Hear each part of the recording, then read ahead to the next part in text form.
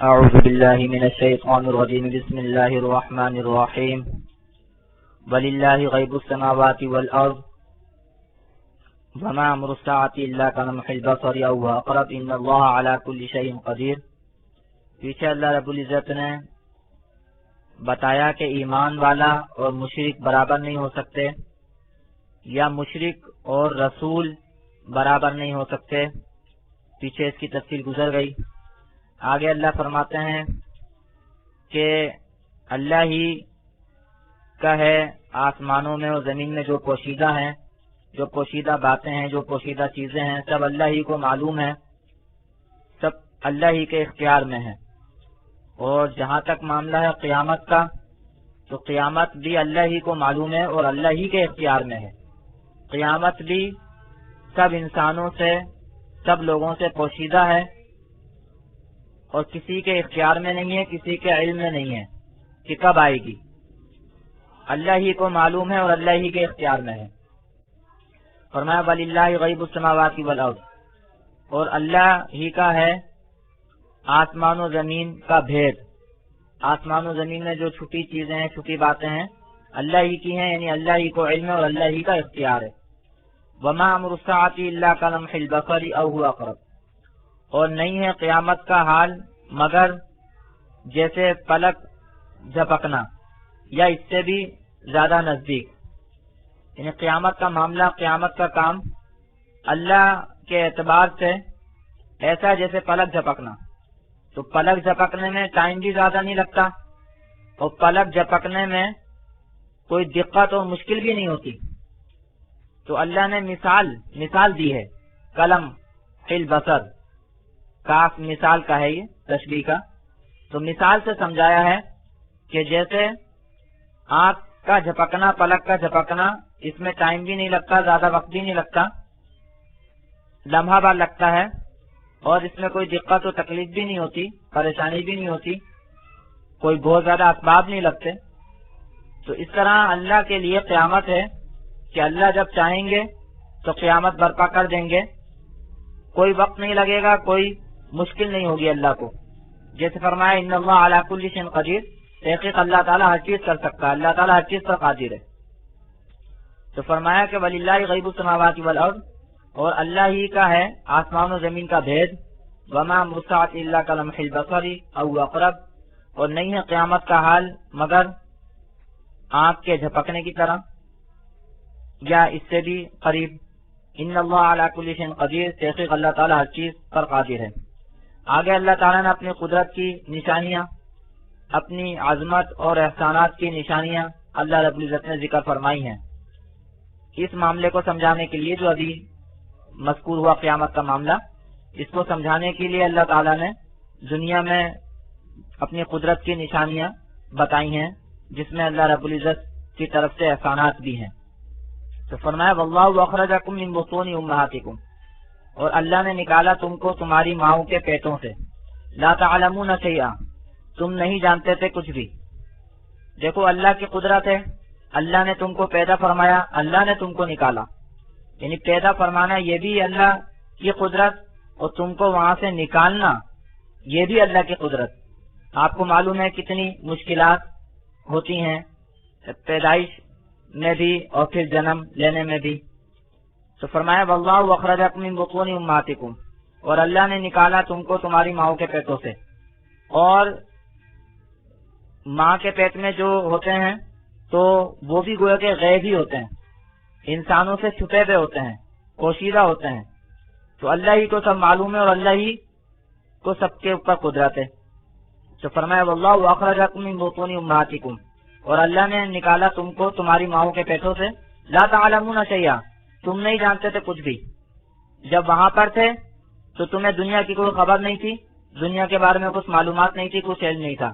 تم دنیا میں آئے تو اللہ نے تمہیں یہاں کے علم کے اسباب دیے، جیسے آگے فرمایا کہ وَجَعَلَ لَكُمُ السَّمْعَ وَالْأَبْصَارَ وَالْأَفْئِدَةَ، اور اللہ نے بنائے تمہارے واسطے کان اور آنکھیں اور دل۔ اللہ نے جاننے کے اسباب دیے، اللہ نے جاننے کے اسباب دیے۔ دل جو یہاں پر فرمایا، اس میں علماء کی اور حکیموں کی اور ڈاکٹروں کی کافی بحثیں بھی ہیں کہ سمجھنے کا کام دل کرتا ہے یا دماغ کرتا ہے. بہرحال یہاں پر تو اس بحث میں زیادہ نہیں جا سکتے. تو دل جو یہاں پر فرمایا تو اس سے مراد گویا کہ وہی جو سمجھنے کی صلاحیت ہے وہی مراد ہے. اب چاہے وہ دل سے ہو چاہے وہ دماغ سے ہو تو اس کی بحث میں یہاں پر نہیں گئے ہیں. تو اللہ نے سننے دیکھنے اور گویا سمجھنے کی صلاحیتیں اللہ نے رکھی. اللہ نے اس کے اسباب رکھے تاکہ انسان جان سکے. تو یہ بھی اللہ رب العزت کی قدرت اور اللہ رب العزت کا احسان.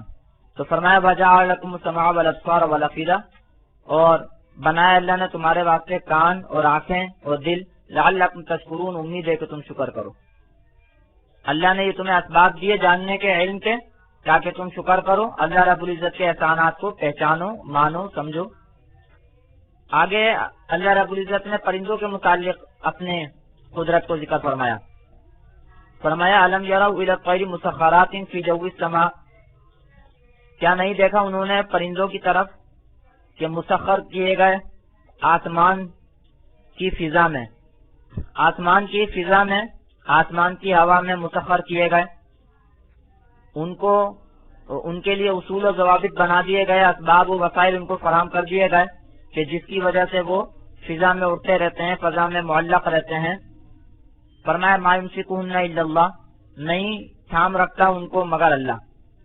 اللہ نے ان کو ایسا بنایا، ان کو ایسے پر دیے، ایسے بازو دیے، ہوا کے ایسے قوانین رکھے، ان کے پروں کی ایسی بناوٹ رکھی کہ وہ اس میں اڑتے ہیں اور گرتے نہیں ہیں. تو یہ اللہ رب العزت کی قدرت، اللہ رب العزت کا احسان. تو فرمایا اللہ الم یروا الی الطیر مسخرات فی جو السماء، کیا نہ دیکھا انہوں نے پرندوں کی طرف کہ مسخر کیے گئے آسمان کی فضا میں. ما یمسکہن الا اللہ، نہیں روکتا ان کو مگر اللہ. ان فی ذلک لآیات لقوم یؤمنون، ایسی قسمیں ضرور نشانیاں ہیں ایمان والوں کے لیے، ان لوگوں کے لیے جو ایمان لاتے ہیں، جو اللہ پر، اللہ کی قدرت پر، اللہ کے احسانات پر ایمان لاتے ہیں، ان کے لیے اس میں نشانیاں ہیں، سوچنے کی چیزیں ہیں. آگے فرماتے ہیں واللہ جعل لکم من بیوتکم سکنا، اور اللہ نے بنائے تمہارے واسطے تمہارے گھروں سے رہنے کی جگہ. اللہ نے تمہارے لیے مختلف رہنے کی جگہ بنائی، جیسے اینٹ پتھر مٹی سے لوگ بناتے ہیں. تو اللہ نے یہ اسباب فراہم کیے، اللہ نے یہ عقل اور اللہ نے یہ صلاحیت فراہم کی. واللہ جعل لکم من بیوتکم سکنا، اور اللہ نے بنائے تمہارے واسطے تمہارے گھروں سے رہنے کی جگہ. وجعل لکم من جلود الانعام بیوتا، اور بنایا اللہ نے تمہارے واسطے جانوروں کے چمڑے سے، جانوروں کی کھال سے گھر. تستخفونہا، جن کو تم ہلکا جانتے ہو، یوم ظعنکم، اپنے سفر کے دن میں، ویوم اقامتکم، اور اپنی رہائش کے دن میں، اپنے ٹھہرنے کے دن میں. یہاں ایک تو اللہ نے ذکر فرمایا کہ اللہ نے تمہارے لیے تمہارے گھر بنائے رہنے کے واسطے، تمہارے گھر بنائے اللہ نے، یعنی اس کے اسباب و وسائل فراہم کیے، اس کی صلاحیتیں اللہ نے تمہیں دی، اس کی سمجھ اللہ نے دی تمہیں. مٹی جو بھی کچھ بنتا ہے، مٹی لوہا وغیرہ ساری چیزیں، یہ کہاں سے نکلتا ہے؟ زمین سے نکلتا ہے. اللہ نے یہ چیزیں پیدا فرمائی اور اللہ ہی نے سمجھ عطا فرمائی، صلاحیتیں عطا فرمائی کہ ان اسباب کو استعمال کرتے ہیں. سیمنٹ جو ہے یہ بھی جن چیزوں سے مل کر بنتا ہے، یہ بھی زمین سے نکلتی ہیں. ماربل، پتھر، چونا، سب چیزیں، مٹی وغیرہ، یہ سب جو ہے وہ زمین سے نکلتی ہیں. تو اللہ نے یہ اسباب رکھے، اللہ نے یہ اسباب پیدا فرمائے. اور اس کے علاوہ کچھ گھر وہ ہوتے ہیں جن کو ہم خیمے کہتے ہیں. خیمے چمڑے کے بنائے جاتے ہیں، کھالوں کے بنائے جاتے ہیں، جو کہ سفر میں بھی ہلکے رہتے ہیں اور اقامت میں یعنی کہ رہائش میں بھی بعض لوگ استعمال کرتے ہیں. جیسے خانہ بدوش قسم کے جو لوگ ہوتے ہیں وہ اس کو سفر میں بھی استعمال کرتے ہیں، اقامت میں یعنی کہ رہائش میں بھی استعمال کرتے ہیں. ایسے ہوتے ہیں کہ سالوں چلتے ہیں. اس کے علاوہ یہ بھی اس کی تفسیر کی گئی ہے یوم ظعنکم و یوم اقامتکم، کہ جب سفر میں ہوتے ہیں یعنی کہ جب اٹھا کر لے کے جانا ہو تو بھی ہلکے رہتے ہیں، اور ویوم اقامتکم، اور جب ان کو نصب کرنا ہوتا ہے، گاڑنا ہوتا ہے ان میں رہنے کے لیے، تو اس وقت بھی وہ ہلکے ہوتے ہیں. تو یہ بھی اللہ تعالیٰ کی قدرت ہے، اللہ تعالیٰ کے احسانات میں سے. تو فرمایا کہ وجعل لکم من جلود الانعام بیوتا تستخفونها یوم ظعنکم و یوم اقامتکم، اور بنائے تمہارے واسطے جانوروں کے چمڑوں سے گھر، تستخفونها جن کو تم ہلکا سمجھتے ہو، یوم ظعنکم اپنے سفر کے دن میں، و یوم اقامتکم اور اپنے ٹھہرنے کے دن میں، ومن اصوافها و اوبارها و اشعارها اتاتا، اور اللہ نے بنائے تمہارے واسطے بھیڑوں کے اونوں سے اور اونٹوں کے بالوں سے اور بکریوں کے بالوں سے، اتاتا اسباب، و متاعن اور سامان، الی حین ایک مدت تک۔ یہاں اللہ تعالیٰ نے مزید ذکر فرمایا بھیڑوں کے جو بال ہوتے ہیں ان کو اون کہتے ہیں، عربی میں اس کو صوف کہتے ہیں، اس کی جمع اسواف ہے۔ اوبار جو ہے وبر کی جمع، اونٹ کے جو بال ہوتے ہیں ان کو کہتے ہیں۔ اشعار، شعر کی جمع بکرے وغیرہ کے جو بال ہوتے ہیں اس کو کہتے ہیں۔ تو اللہ فرماتے ہیں کہ ان سے یعنی کہ جانوروں کے بالوں سے بھی بہت سارے اسباب بنائے جاتے ہیں، بہت سارے فائدے اٹھانے کی چیزیں بنائی جاتی ہیں، کپڑا بنایا جاتا ہے، زیب و زیبائش اس کی چیزیں بنائی جاتی ہیں۔ تو فرمایا ومن اصوافها و اوبارها و اشعارها اتاتا، اور اللہ نے بنائے تمہارے لیے اونٹ کے اونوں سے اور ومن اصوافها بھیڑوں کی اونوں سے، و اوبارها اور اونٹوں کے بالوں سے، و اشعارها اور بکریوں کے بالوں سے، اتاتا اسباب، و متاعن اور فائدہ سامان، الی حین ایک مدت تک، یعنی تم ان سے ایسی چیزیں بناتے ہو، ایسے کپڑے وغیرہ اور چیزیں بناتے ہو کہ وہ ایک مدت تک تمہارے کو فائدہ دیتی ہیں۔ یہ سب اللہ رب العزت کی قدرت اور اللہ رب العزت کے احسانات ہیں اس میں۔ آگے فرماتے ہیں واللہ جعل لکم مما خلق ظلالا، اور اللہ نے بنائے تمہارے واسطے اس سے جو اللہ نے پیدا کیا سائے۔ اللہ نے بہت سی چیزیں پیدا فرمائی، تو ان چیزوں میں سے کچھ چیزوں کو اللہ نے تمہارے لیے سایہ بنایا، سایہ بنایا یعنی اس کی وجہ سے تمہارے کو دھوپ سے تپش سے حفاظت ہوتی ہے۔ مثال کے طور پر درختوں کا سایہ ہوتا ہے، بادلوں کا سایہ ہوتا ہے، چھتوں کا سایہ ہوتا ہے۔ تو اللہ نے جو چیزیں پیدا فرمائی ہیں ان کو اللہ نے تمہارے لیے سایہ بھی بنایا ہے۔ کچھ چیزوں کو اللہ نے جو چیزیں پیدا فرمائی اس میں سے کچھ چیزوں کو اللہ نے تمہارے لیے سایہ بنایا، یعنی اس کی وجہ سے تم دھوپ اور تپش سے گرمی سے محفوظ ہوتے ہو۔ تو یہ بھی اللہ رب العزت کی قدرت ہے اور اللہ رب العزت کا احسان ہے۔ فرمایا واللہ جعل لکم مما خلق ظلالا، اور بنایا اللہ نے تمہارے واسطے اس سے جو اللہ نے پیدا فرمایا سائے۔ وجعل لکم من الجبال اکنانا، اور بنایا اللہ نے تمہارے واسطے پہاڑوں سے رہنے کی جگہیں، ٹھکانے۔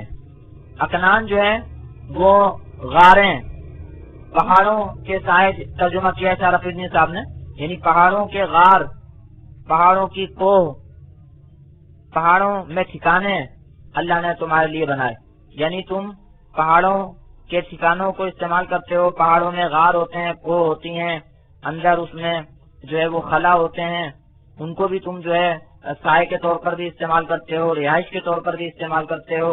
تو یہ سب اللہ رب العزت کی قدرت اور اللہ رب العزت کے احسانات۔ وَجَعَلَ لَكُم مِّنَ الْجِبَالِ أَكْنَانًا، اور بنائے تمہارے واسطے پہاڑوں سے غار۔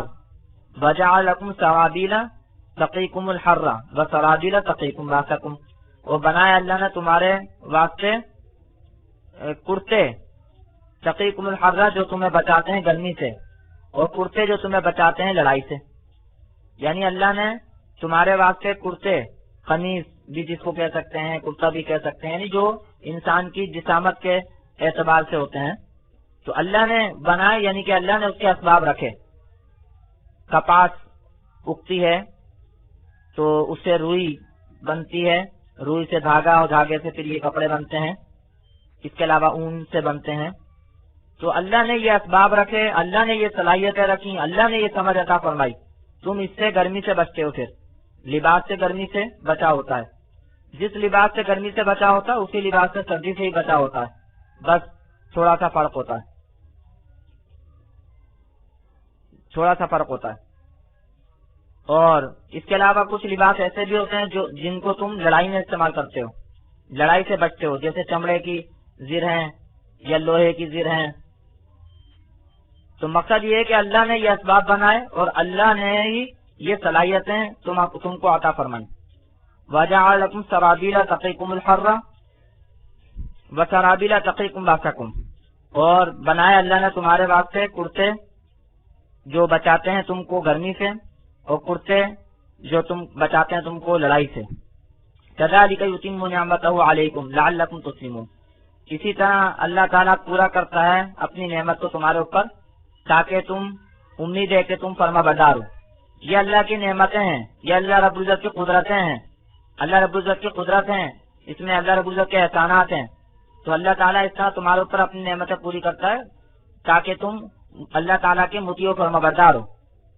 كَذَلِكَ يُتِمُّ نِعْمَتَهُ عَلَيْكُمْ لَعَلَّكُمْ تُسْلِمُونَ. اسی طرح پورا کرتا ہے اللہ تعالیٰ اپنی نعمت کو تمہارے اوپر امید ہے کہ تم مطیع و فرما بردار ہو. فَإِن تَوَلَّوْا فَإِنَّمَا عَلَيْكَ الْبَلَاغُ الْمُبِينُ. آپ کا کام ہے سمجھانا پہنچانا. اگر یہ لوگ پھر جائیں تو آپ نے تو بہرحال اپنا فرض ادا کرنا ہے، پھر ان سے نمٹنا اللہ نے ہے. فَإِن تَوَلَّوْا فَإِنَّمَا عَلَيْكَ الْبَلَاغُ الْمُبِينُ. بس اگر یہ پھر جائیں تو سوائے اس کے نہیں، آپ کے اوپر تو پہنچا دینا ہے، کھول کر پہنچا دینا ہے. ظاہری طور پر آپ کا کام ہے پہنچا دینا، سمجھانا، جو کہ آپ کرتے ہیں. یعرفون نعمت اللہ ثم ینکرونہا. پہچانتے ہیں اللہ کی نعمت کو پھر اس کا انکار کرتے ہیں. یعنی ایک چیز کو پہچان رہے ہیں، سمجھ رہے ہیں، لیکن تسلیم نہیں کر رہے. دیکھیں، پہچاننا اور بات ہے، پھر اس کو تسلیم کرنا اور بات ہے. جیسے قرآن میں آتا ہے دوسری جگہ کہ یعرفونہ کما یعرفون ابناءہم، کہ یہودی حضور صلی اللہ علیہ وسلم کو ایسے پہچانتے تھے جیسے اپنے بیٹوں کو پہچانتے ہیں. یعنی حضور صلی اللہ علیہ وسلم کی رسالت کو پہچانتے تھے. تو پہچانتے تو تھے لیکن مانتے نہیں تھے، تسلیم نہیں کرتے تھے.